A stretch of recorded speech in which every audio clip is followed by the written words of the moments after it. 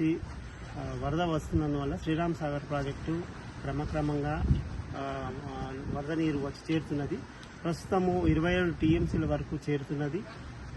మన శ్రీరామ్ సాగర్ పైన ఉన్న ప్రాజెక్టులు విష్ణుపురి పూర్తిగా 99% వరకు నిండి ఉంది.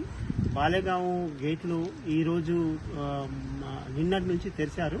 ఈరోజు ఇంకా ఇన్ఫ్లోస్ బాలేగావ్ ప్రాజెక్టు నుంచి కూడా 40,000 క్యూసెక్లు వస్తున్నది, వరద వస్తున్నది శ్రీరామ్ సాగర్ ప్రాజెక్టులోకి.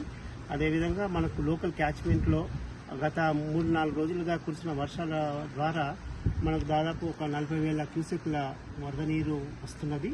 సో ఇదే విధంగా మరి వరద నీరు వస్తే మహారాష్ట్ర నుంచి వచ్చినా కానీ మనకు ఒక 10-15 రోజుల్లో మనకు ప్రాజెక్టు నిండే అవకాశాలు చాలా మెండుగా ఉన్నాయి.